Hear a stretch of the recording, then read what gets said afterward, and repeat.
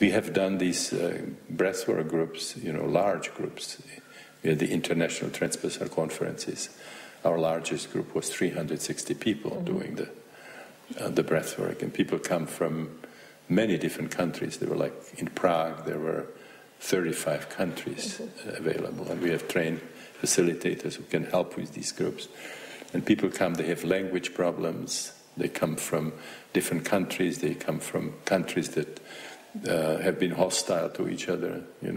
We as Czechs, we had bad experiences with Germans, and then we had bad experiences with the Russians, and if you go further in history, France hated England, and England hated France, and even the Scandinavians, who have such very, very good reputation now along these lines, we're not always that way. We have in Prague, we have a big kind of panoramic painting which shows the Swedes and Charles Bridge in Prague. They invaded Prague, and of course there were the Vikings and so on. So if you go far enough, everybody's enemy. So in the Second World War, the Russians and Americans and the British were friends, the Japanese, the Italians, the Germans were enemies. Then after the wars, Japan was friendly, Italy was friendly, but the Soviet Union was the enemy, and half of Germany were the enemies, the other ones were the friends, and you can go on and on. And so in these groups we have people who carry some of the grudges from certainly the more recent history.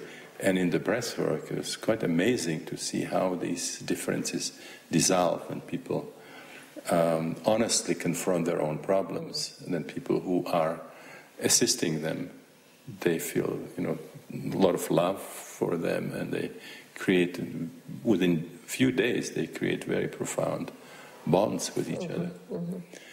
So this was very, very, very hopeful. Exactly how that could be, those kinds of methods that can do that would be introduced on a large scale. It's another problem. And challenge? What would your wildest visions be with the holotropic breathwork for the future?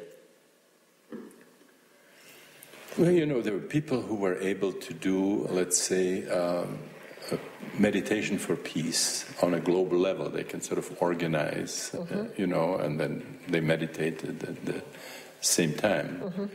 Now we could, because there are no limits how many people can do the breathwork, as long as you have enough trained people to support it. Once we do the sharing after it, but once you get beyond 30, then you have to share in small groups, and it's much more powerful when you do it in a large group. So you could have 1,000 people breathing together. Easily. And so, we could have events like that, and beyond that, it wouldn't have to be simultaneous. If people in many different countries would actually involve, I'm not necessarily selling holotropic breathwork, but some, really effective, systematic spiritual practice, and there are, shamanic techniques and all kinds of other methods, but they all have, what they have in common is you want to transform the world by transforming yourself.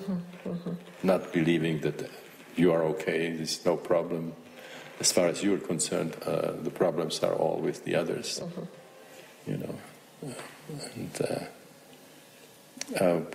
There's a very interesting book by Sam Keen, which is called Faces of the Enemy. That two countries that are at war, they portray each other in a certain way. They become dragons and octopus and the spider and so on. And we found out that those are exactly the images that people would draw after they had a birth experience. This is the kind of symbolic imagery that comes with birth. So what seems to be happening is that it's like a projection of the shadow. So like, for example, Bush today, he has the feeling that there are no problems with him and with Americans. We are the people of God. And then there's the evil, axis out there, and then he he goes and fights